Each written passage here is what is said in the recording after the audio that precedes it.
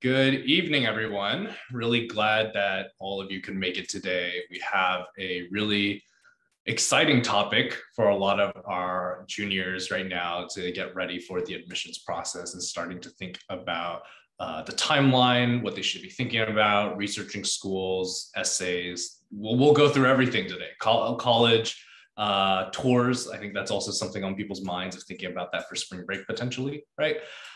So yeah, we'll talk about all of that today. I would like to have Kelly introduce herself to the audience and kind of a little bit about yourself, Kelly. Sure. Hi, Anthony. Thank you so much for asking me to hop on here with you. I'm so excited. This is such an exciting time for juniors and future college students and their parents. I am Kelly Pofall. I have years of experience as an educational consultant. I also teach college writing and as well as a class in college success. And I joined Illumin in the last year, and I'm so glad that I did.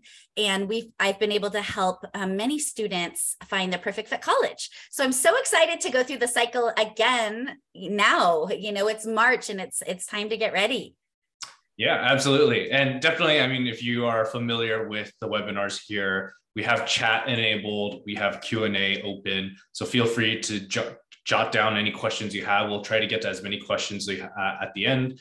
And we can definitely get started, Kelly. I'll kind of slides. Great.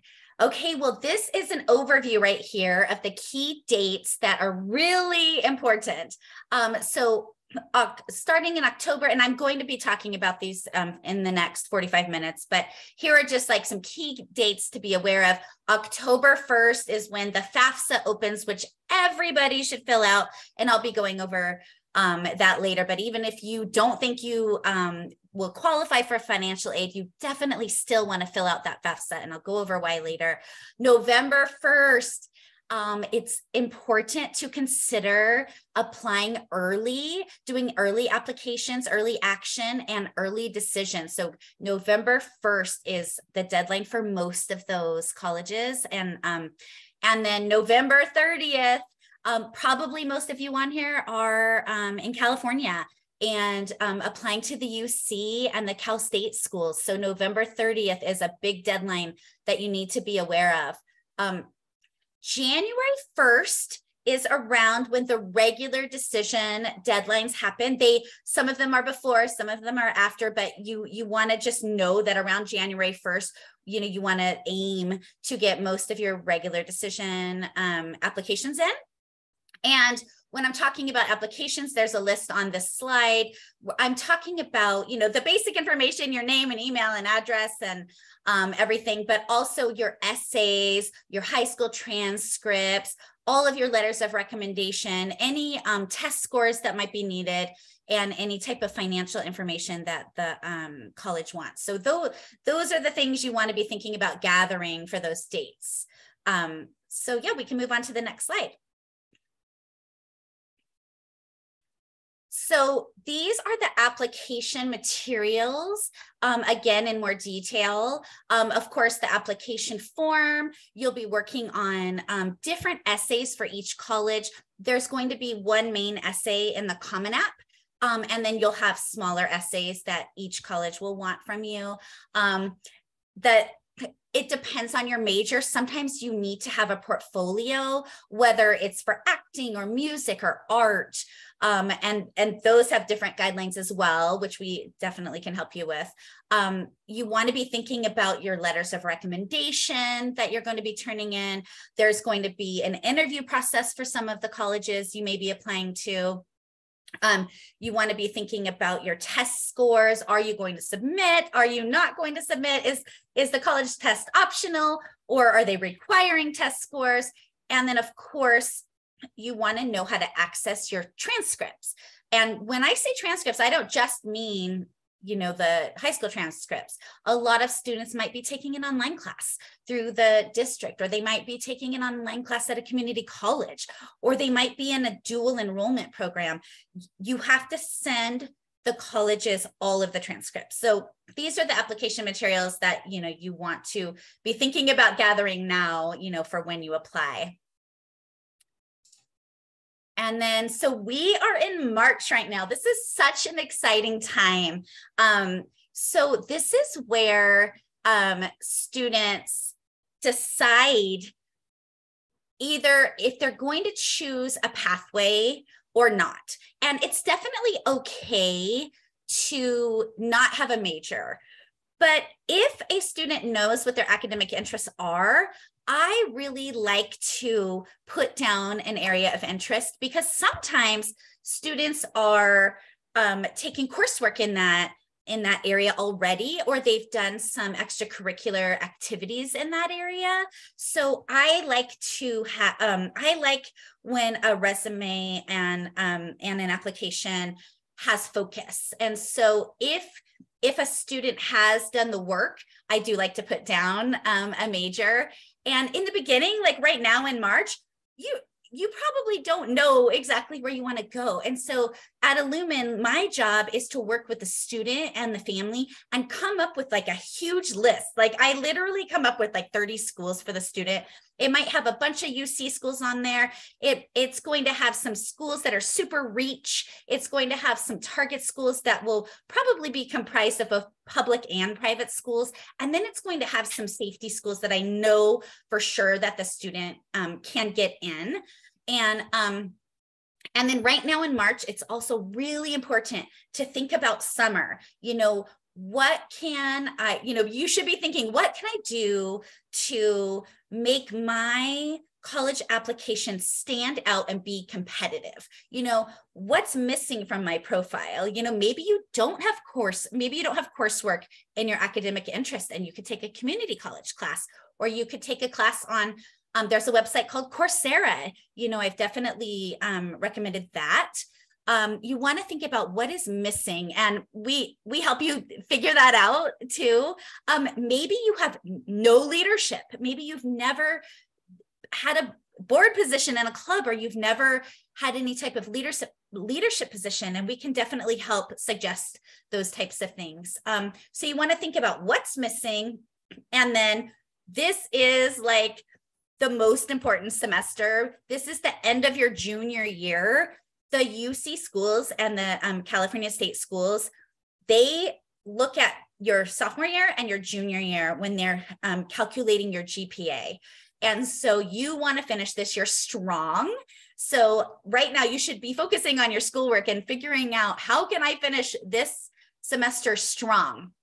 So you're finishing the year strong, and you're also finalizing your testing plan. For the schools that want test scores, you want to figure out when you're going to take the tests, right? I advise students to not take standardized, tests, such as not take the SAT, not take the ACT in May, because a lot of students have AP exams during May. So I like to advise students to take the SAT or ACT in April or June or even August, and sometimes even in the fall of their senior year. Okay, Anthony, I'm ready for the next slide. Right. Yeah, a great time. I was just going to say, Yeah, to make sure you have these last adjustments, right? Typically, if you wait 2 months, you can't change these things anymore. It's much harder, right? True. Very true. Let's look at April. Yeah, so next month, I like to refine the list a little bit. I like to ask the student, let's figure out if this college has your academic interest area, or do you want to go to a big school, or do you want to go to a smaller school, or do you want to stay close to home, or do you want to go to the East Coast? So there's a lot of factors that go into refining the list. One thing that stays the same is I always make sure the list is balanced. I make sure that there are a couple of dream reach schools the student might be thinking of, some target schools and some safety schools. And so even though we're chipping away at the list, we do make sure it's always balanced. April is when you really want to finalize those summer plans. Maybe you applied for an internship in March, or maybe you applied to a pre-college program at a college in your interest area. You want to figure out, you want to make sure that you have something to do in the summer that you can engage in that's going to, make your application more competitive. So another thing you want to do is in April, you should have a really strong idea of who might be writing your letters of recommendation. And I advise students to ask in the spring of their junior year, because what happens is in August, when you fill out the application, you put their email down. And when you put their email down, they are generated an email from the Common App that says, hey, teacher, this student has, requested a letter of recommendation. And we don't want to blindside the teachers. We want to be communicating with the teachers spring of junior year. Hey, I enjoyed your class. I really particularly liked this certain project we did. I'm so inspired by you. Would you consider writing me a letter of recommendation? I'm applying to college in the fall. Usually the teacher will be happy to do it. However, sometimes teachers get a lot of requests, especially the popular teachers, especially teachers who are teaching STEM classes, to juniors. So be one of the first people to ask your teachers for that letter of recommendation and form a relationship with that teacher. Keep in touch with them. And then another thing is you want to just be aware of what the teacher's requirements are to write the letter of recommendation. Sometimes they want something called a brag sheet from you. They want some general information about you that they may not know. Sometimes the school counselor wants that as well. And so you want to just make sure to find out, what do I need to do, to make this process easy. And then April is also the time where you want to get a head start preparing for your AP exams that are going to happen in May. So I'm sure that your teachers are helping you prepare with that. I know that there's an AP Central website where you can look at former, prior tests and exam questions, but this is the month. This is the month that you want to buckle down, study for those tests. And again, really make a commitment to yourself to do the best you can, because this is what the colleges are going to see. This is the last semester that the colleges are going to see, because you're applying in August. So, I just wanted to be clear about that in case some of you didn't know that. So anyway, so now we move on to May. Let's see. So May, now we've chipped away at our list a little bit, right? So we have a smaller list. We have a manageable list. It's not finished, but it's small enough to where we can start researching the schools. And I like to go to Niche. And on Niche, what I like to do, it's niche.com. What I like to do on Niche is look at the student reviews. So I might look up University of Michigan, and then I'll see all of the requirements and everything. And then I'll go down and I'll read the student reviews. That's just one tool out of so many tools. Another thing I really like to do to research a college is go to the actual college website and click on the department that I'm interested in. Maybe it's humanities, and start looking at the different majors in that area, look at the different courses I might be able to take. And then finally, I like to do virtual tours. I like to go on, I can't go to Michigan right now, so I'm going to go and I'm going to do the virtual tour. So there's ways that you can start researching colleges, when you have your list down to 20 colleges, 15 colleges, and you can spend, time every day or every week researching them. Another thing that I really like to advise students to do is to start showing interest to these colleges. Sign up for their emails, follow them on social media. But one thing that's very important is to do an overhaul of your social media and your email address. You don't want johnnylikes2party@gmail.com. You want your name at gmail.com or something professional. And then you want to do an overhaul of your Instagram, of your Snap, of Facebook, whatever it is that you use.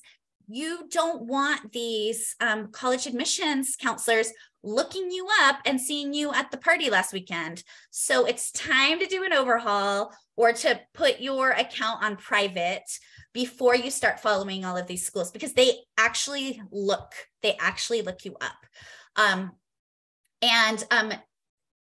May is a really good time. You're going to be out of school in June. May is a really good time to start thinking about what you're doing this summer. And if you have any time to visit colleges this summer, some people do go on these big college tours and they go all over the place, but other people can't. They have part-time jobs or they're doing a summer program. So what I recommend for everybody is go visit a state college that's close to you, like a public football, Greek system college, like whatever the closest one is to you. Usually there's one an hour or two away. So do that one. And then also find a private college. Find a private college that's about an hour, within an hour or two away, and visit a private, smaller college. So at least you have a sense of what the differences are. So when you're looking at colleges that might be farther away that you can't visit, you'll have like a frame of reference and what to compare it to. And you can go, oh, that's like the state college that I saw, or, oh, that's like that small college that I saw. So summer is the time to physically go to colleges. I know that sometimes I meet students who live within 20 minutes of several colleges and they've never stepped on the campus. If that is you, figure out what colleges are within 20 to 30 minutes of you and go to the campus. Even if you don't want to go to school there, it's going to give you a really good frame of reference for what other colleges might be like. And it might give you ideas of what you like and what you don't like. So this is your time. This summer, you need to go on campus and check out the colleges. And it's actually my favorite thing to do. And I drag my teenagers with me and they enjoy it as well. So it's important. So, all right, Anthony, let's move on to June. Yeah, and perfect. One last in regards to like looking at local Bay Area schools, we typically recommend Berkeley and San Jose State as the large public university to take a look at, and then Santa Clara University, like middle-sized private school. Again, just to get a rough idea of the campus environment of schools before you start to look about the specifics of everything. So. Those are the exact schools I also recommend. So I always say Santa Clara for the small private, Berkeley for the big Pac-12 football, Greek system, and San Jose State. Those are the three perfect colleges that you can compare those to so many schools in the US. Right. So June, you're out of school, you're excited, you finished your junior year. It is time to get that list down. It is time to get that list down to around 15, because 2 months later, you're going to start filling out those applications. In June, I really like to start brainstorming ideas for the essays. So at Illumin, we have a essay boot camp, which is so much fun. And we mostly just focus on brainstorming. We have graphic organizers, we have outlines, we have worksheets to get those ideas onto the blank page. I love that about Illumin because sometimes it's just hard to get started and figure out what you're going to write about. We also have brag sheets, so we can get started on filling out the information for the teachers to do the letter of recommendation. Usually the teachers have a brag sheet, but it usually mirrors our brag sheet. So again, it's going to be questions like, what's your favorite hobby? What classes did you like the most? And what projects did you like in those classes? And what are 3 adjectives that describe you? So we help you get all the information down in June, so you're not scrambling in September when school starts. So we get a lot done in the summer and at the end of junior year. We also start early on just getting down your activities on a worksheet, because when I ask students, oh, what have you done? What have you done 9th through 11th grade? They don't remember. They don't. And sometimes the parents tell me, oh, you did that beach cleanup, or you did that volunteer work at the Humane Society, or, the parents always remember these great things that the students did, and the students don't remember. So we start early. We start in June and we start writing down what part-time jobs you've had, what sports have you played, how have you been a leader, where have you volunteered, all sorts of information we start remembering and get them down. We get them down on a worksheet, an activities worksheet, which later we are able to transfer into the applications. And we have a very specific way of describing the activities as well to stand out, because it's a very important tool of the application is the activities list. We have lots of people with high GPAs and, great essays as well, but the activities list is a really important tool. So we do spend quite a bit of time on it. So moving on to July. So again, still working on that list. The list is my favorite part, one of my favorite parts, but we don't just like make the list in May and keep it, right? It's revolving. It keeps changing. It's a work in progress, right? Because as you get to learn more about the programs and more about yourself, your list is going to change. Someone might start out saying, I want to do pre-med or I want to do computer science. But the more they start exploring the coursework they've done and what they actually want to do, some students change from computer science to applied math, or they'll change from computer science to electrical engineering, or, someone who is sure they want to do biology might do biomed. So as our lists change and we find programs at certain colleges that really are a fit for the student, the list changes. So it is a long process. And in July, we usually have our ideas together about what's going to be the big personal statement, and then what the smaller supplemental essays are going to be about. And we start drafting. We start drafting the big essay for the Common App, which is your personal statement. And that's usually a narrative, a story, about you. It usually has a beginning, middle, and end.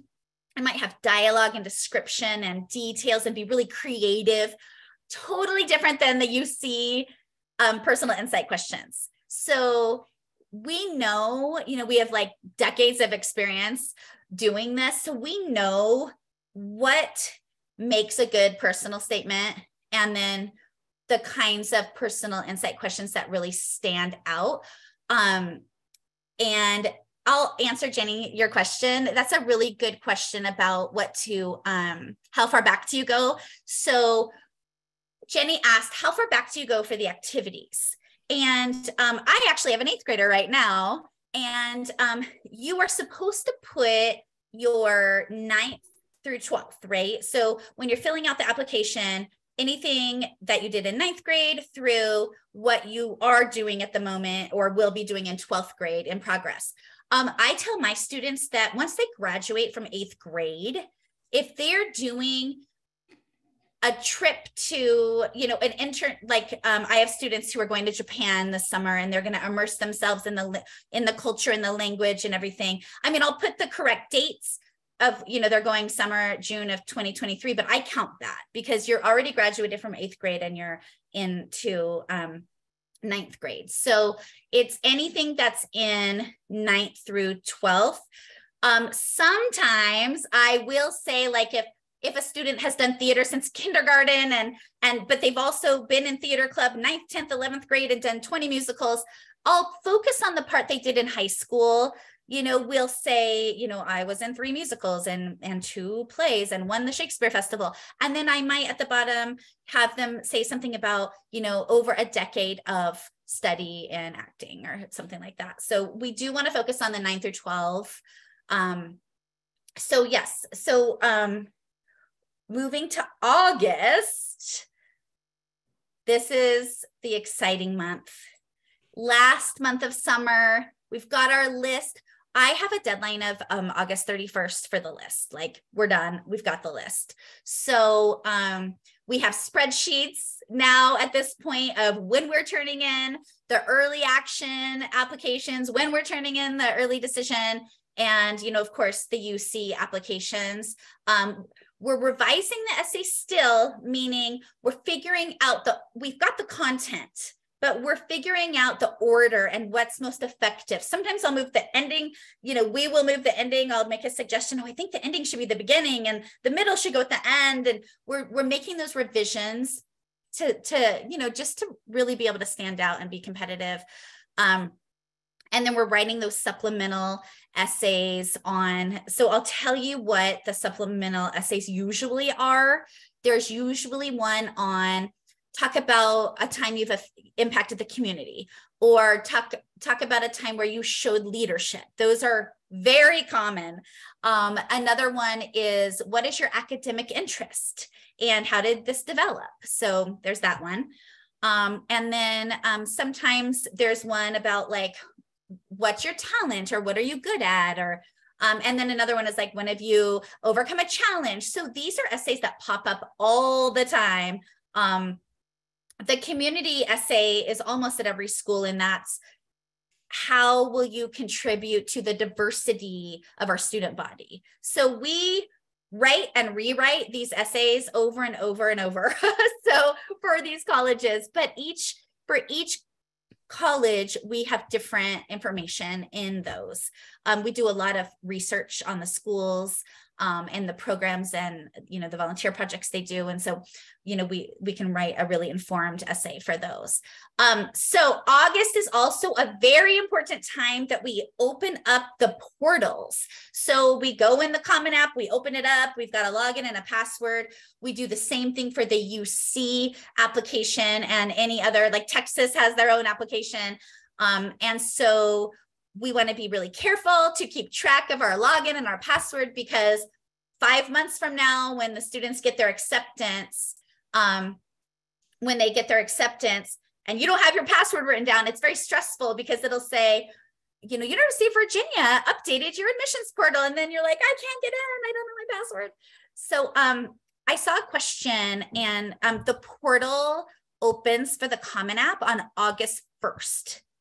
And I don't know the exact date. Maybe you do, Anthony, for the UC schools. It opened earlier last cycle, so I'm not sure on the exact date for the UC. I do know that you can start submitting your applications on November 1st, but they do open before then. It might be posted on their website right now, but I do know that last year they changed their opening date. So but I do know that you can start sending it off on November 1st, between November 1st and November 30th for the UC schools.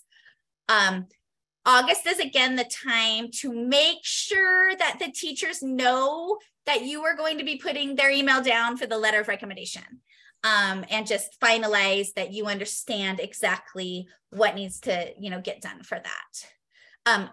Oh, good. So I just saw that Anthony put a link in the chat that August 1st is also the time that you can, open the portal, at least for the UC, even though you can't submit it until November 1st. And adding one more thing, submitting it earlier does not mean you get reviewed faster. Exactly. So don't worry about getting it in super. I mean, if you have early decision, early action, by definition, the deadline is earlier. But even those, if you get that in August 2nd, it doesn't increase your chances at anything. So take the time to make sure your essays are good before turning them in. Yeah, each school's different. I know for the UCs, it doesn't matter. Like Anthony said, if you turn it in November 1st or November 30th, they wait until all applications are in and then they go through them. So really good point. I'm glad that you. So September is when you want to finalize the personal insight questions. And again, these are not essays. So this is big news to a lot of people. People think like, oh, I have to write the 4 essays for the UC apps. No, they're not. They're answers to questions. So the UC admissions officers, they have a very short time to go through these applications. So there's a very particular way to write these answers to these questions versus what you're going to do on your supplemental essays in the Common App. It's very different. And we at Illumin, we know what we're doing and we know how to lead the student in, the correct direction for these. We have a really good track record for both. And so, this is like the time again to, really perfect those supplemental essays for early action and early decision, because these are due in November. And so I personally have been doing this a pretty long time. I really encourage the students to, I'm not talking about UC right now, I'm talking about everywhere else. I really want the students to get the majority of their applications in by November. And the reason for that is because a lot of schools have certain deadlines where you, like the Western Undergraduate Exchange, WUI, sometimes you have to get your application in. For example, Utah, you had to do early action this year. You had to get your application in by November 12th to be considered for WUI. Or USC, you had to get your application in by December, I think 1st, around there, to be considered for a certain merits, scholarship. So I don't like to take any chances. So I like to get everything in very early. So if you're here on the webinar right now, like this is your sign to like make a pact with yourself to start early and get things in early. So September is also when you want to request those transcripts we talked about before. You want to have, you want to make sure that your counselor's ready to upload your transcripts. You want to make sure that you know how to order transcripts from a community college if needed, or from some type of online school that you've done. This is the time, has to get done for those early decision and early action, deadlines. September is also fun because colleges start coming to the schools and, promoting their programs. So you might already know that you want to apply to UCLA and you want to apply to Berkeley and Santa Clara. And if those schools are coming to your high school or a college fair nearby, or even an online college fair, go to them, get their names, follow up with a thank you note, or follow up with something. Or, I even had my own daughter name drop the person she met in her essay, for the Y College essay. So it's really important to, show interest where you can and form relationships with these academic, officers that are admissions officers that are going out into the field. Like, get to know them, and they'll get to know the student's personality. And it definitely helps for the schools that consider demonstrated interest. Not every school does, but for those schools, definitely make that effort to get to know these admissions officers. September is also the time where some schools might contact you to do, if you apply early action or early decision, you might get an email saying, oh, Stanford wants you to do an interview, or Harvard wants you to do an interview. It happens all the time. It doesn't necessarily mean you're in the top whatever pool. It could, but sometimes they want to get to know you. They want more information. Sometimes it's someone who's an alumni, or it might be a faculty member, or it might be a graduate student. There's all sorts of scenarios where your student might be asked to do an interview. And the great news is Illumin has this incredible trainer on interview training, and she's really helped my students prepare for these interviews. And even my most articulate students, she gives really good advice of how to say certain things or questions to ask. So I think it's super valuable. So October is, Halloween month, but also time to get down to business. We are in the final stretch for those UC essays coming up, as well as getting in those early action and early decision, meeting those deadlines. This is like, check. Did my letters of recommendation get uploaded? Are my transcripts uploaded? Are my essays ready? Did I submit all the financial aid? This is like go time. It's time to check everything. Make sure you're ready to go, because when that November 1st deadline comes, you're ready. So let's see what November brings us. I'm going to take a sip of water really quick. November. So this is kind of when the holidays start coming at the end of November too, and students start getting ready to want to, have a break. So it's okay for them to take a break over the summer. I mean, I do have some suggestions usually, if they have more essays to work on, or, I give them homework that is manageable, but, you really want to make sure that, that your essays are, ready to go. It's after you submit your early decision and early action applications, you want to check the portals, because right after what happens is after you submit your early decision or early action application, you'll get an email, and the email will give you a whole new link. So they will say, thank you for your submission to Stanford or wherever. Here is your new student ID number and the link to the portal. So the student will actually get an email where they have to set up, they're usually given a username and then a temporary password. They have to set up a whole new portal with the school. It's an admissions portal. So it's tricky for parents, because sometimes the parents don't have access and the students have access. And so it's really important for students to be checking their portals for all of their early action and early decision schools, because you don't want to miss something important, that's going to come through. So were you saying something, Anthony? I was just saying, kind of with the portals, it is like all of typically your admissions decisions will come through that portal as well. Yes. Where again, it's like, if they say, hey, we need some more information about this, or we want another documentation for this other thing you mentioned, right?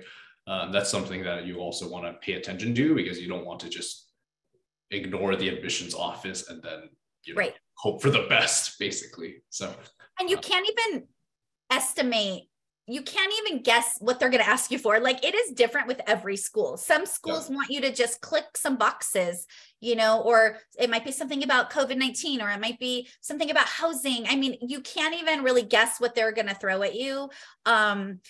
I remember I needed, for my daughter who goes to school on the East Coast, I needed to sign something about housing, or just some confidentiality agreement or something. And it slowed up our process. So you have to make sure that my best advice is to have an email that the parent and the student both have access to as well.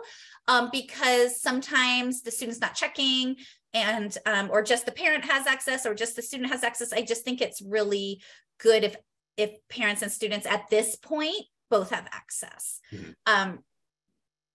Okay, so December, I really, really get excited about December, because this is the first time the acceptances come in. So for example, if you apply to NYU early decision, you will hear December 15th. If you apply somewhere early action, you might hear December 14th.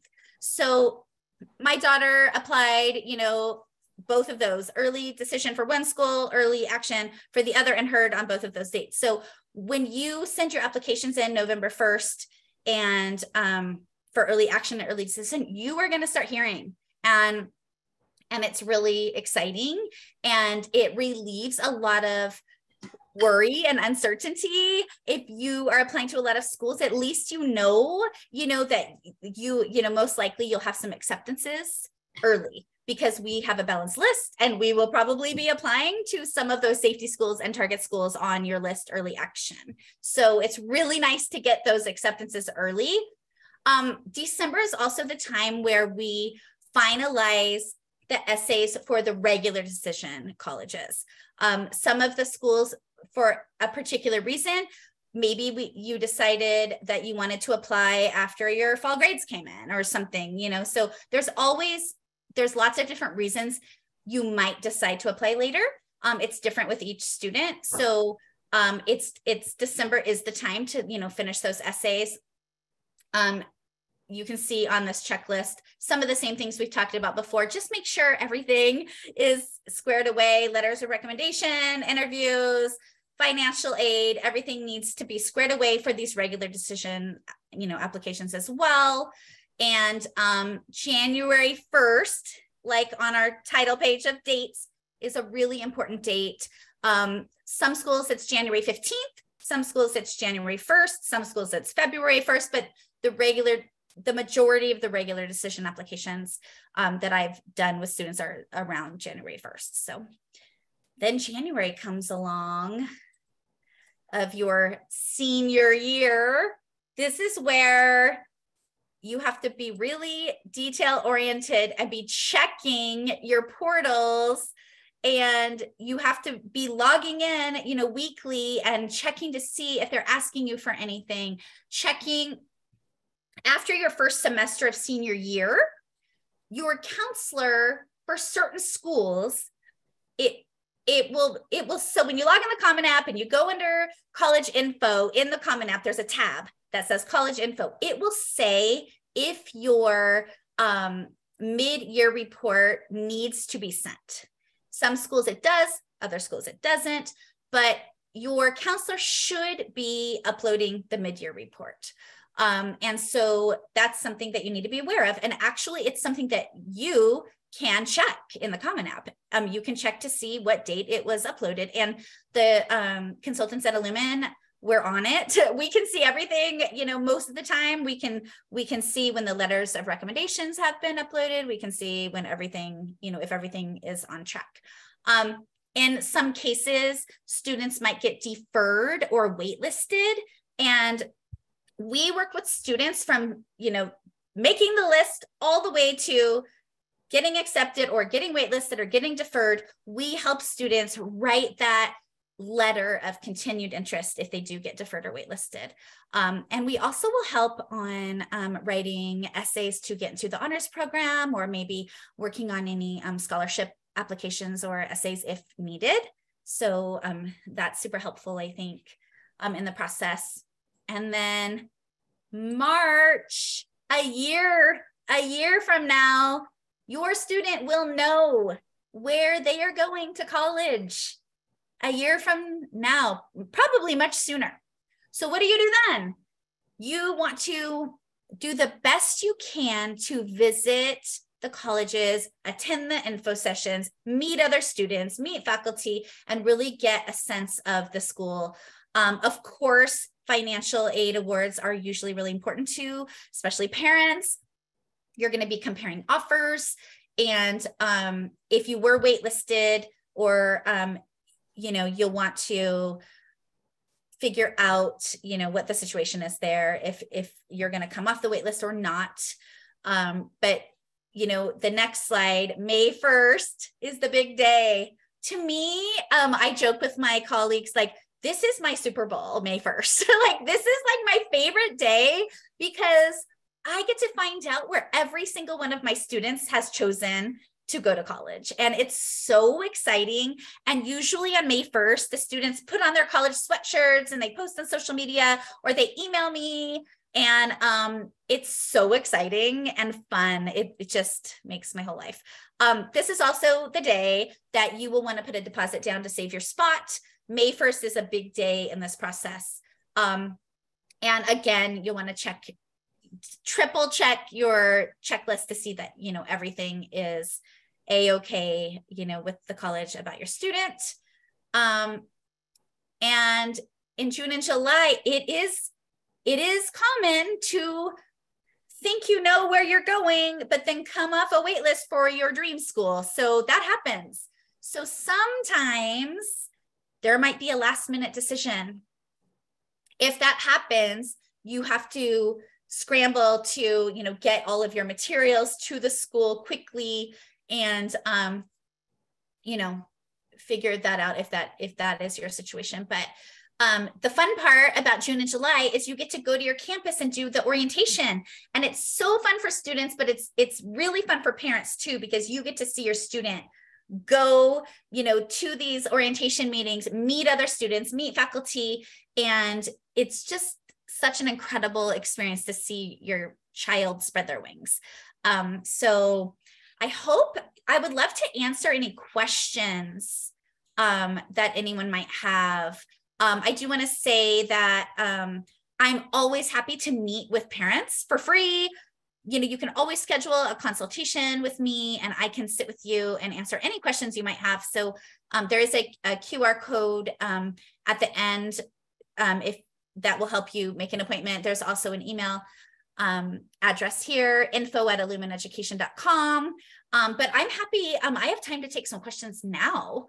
So Anthony, if anyone has any questions. Yeah, absolutely. Feel free to pull up Q&A chat. I think it's, as long as you go to the bar at the bottom of Zoom, you'll be able to enter it there. Yeah. Kind of add any info or questions that you had. Alex just had a question about the supplemental essays and what the questions are. For most schools, I want to say, like I'll say for UCs, especially for Common App, especially, we will already know what the supplements are now, so you can go look them up. Depending on the school, the portal, when they get released, that will be the time when you for sure know what the supplements are. There's a question about which teacher are good for recommendations. I think that's a good question of like, Kelly, how would you kind of help us? Yeah, I touched on it a tiny bit, I think, but what I look at a couple things. So I definitely encourage students to use a teacher from junior year. And then I ask them if I think they're going to go towards STEM, like, science, technology, engineering, or math, or if they're going to do something more in humanities, English, literature. Usually students will say like, oh, I think I'm going to do French or history, or they'll say I want to do technology. So whatever their interest, their academic interest is, I usually suggest, okay, if you're going to do engineering or computer science, let's get, a math teacher and your, engineering teacher or biomed teacher or something like that. If a student is going to go into, wants to study English, I might have their AP Lang teacher, right? And their AP Lit teacher. So that's usually what I do. I for sure like to have recent teachers and teachers where they did well too. So those are my things, did they get a good grade? Did the teacher really like them? And is it on their academic pathway? Yeah, I'd say again, like key is just, does the teacher know the student well? Is the student participating in the class? Are they going to the tutorial sections, the extra sections? And that's, juniors right now, you should be doing that to be preparing for, knowing which teacher you also want to ask for recommendation letters. So how many recs are required? Typically 2, and then some schools might have small adjustments, but Kelly, do you want to elaborate on that? Sure. It's really interesting. Some schools want none. And I think some schools, so for example, the UC schools don't want letters of recommendation. And I think it has to do with equity, and like it's some students don't have teachers like who they can ask, or some schools are so overly crowded with students that the teachers would have to write 300 letters of recommendation in California. So some schools do not have them. And don't take them. So the UCs don't take them. But the schools that do take them, you usually need 1 or 2. So almost in all cases with the students I work with, they need 2 because they are doing the UC schools usually, and then they're doing, 5 to 8 more schools that, that's a range of different types of schools. And usually there's 1 school in there that needs 2. Now, just in case you don't know this, when you get your letters of recommendation, that teacher doesn't have to write it 8 times or 15 times. The teacher uploads the letter of recommendation to the Common App, and then the student selects which letter they want to send to which school. So the teacher only has to upload the letter 1 time. I think there's miscommunication about that. Sometimes parents don't understand that. Someone also asked about when to take the SAT. Right. And at Illumin, we're really good at figuring out per student, like what the best plan is. I had said earlier, May is not a good month if the student has AP tests in May. So assuming that most of you here have juniors and it's already March. So there is a testing session next weekend, this coming weekend. I don't know if it's too late to do that, but sometimes I like students to take it with minor preparation the first time to see how they do. And then we work with them on a testing plan where they self-study, or sometimes get more, professional help with study. And then they take it again. And then there's something called super scoring, where you can pick your best score from reading section and best score from math session, and different and different times that you took the test. So some of our students take it twice, some of our students take it 3 times, and some even more. So that's kind of the situation. Great question about the SAT. What if the student does not take it? Well, the UC schools are test blind. So if you're applying to the UC schools or the California state schools, they don't look at any type of testing. But we also usually have students applying to other types of schools where if a student falls within the testing range, we like the students to take the test and see, but most schools are test optional at this point. So it's up to you if you want to turn it in or not. Yeah.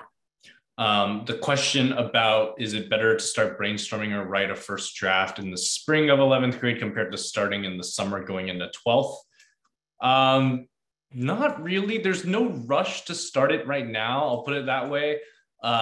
In regards to for us, we do that essay boot camp together. All the students started together. But even if you're not working with us, right? A lot of the strategy around essays are also prioritizing understanding which topic is going to which prompt, or which topic is strongest of the 7 Common App prompts that are available, right? So you want to wait until typically the summer, at least to consider, are there any summer programs I want to write about? What other experiences can I talk about in 11th grade that I have not considered yet, or that are going to be coming to completion in May, June, July, compared to starting in April or something like that. So you want to have that chance to really kind of reflect as well.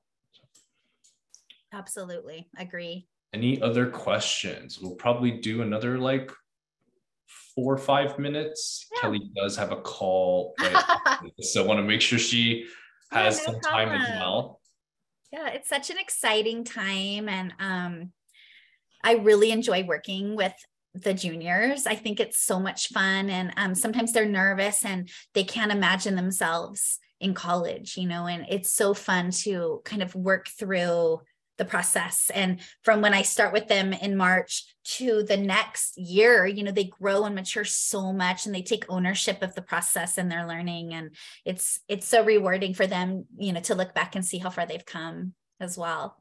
Yeah, absolutely. Any other questions? I guess this will be a last call. Not as many questions today, which is okay. Yeah. Okay. In that case, I will. We are going to take a quick break. Oh, one last minute question. Yeah. I would love to answer this question. Okay.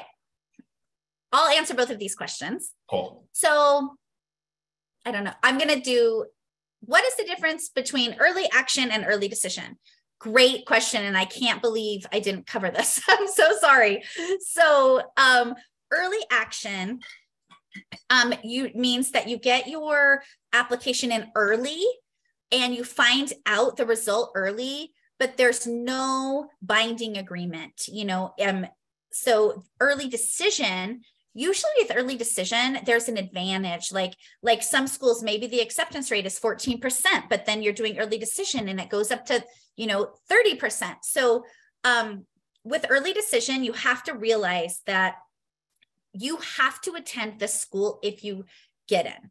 So you are committing to the school when you sign the early decision contract. The student has to sign it, the parent has to sign it, and the school counselor has to sign it. And you're saying, if I get in the school, I will attend. So it's really important that you fill out the net price calculator on the school, and 100% you are ready to go if you do get in.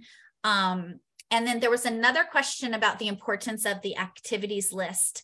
And I believe that the activities list is very important because we have a lot of high achieving students.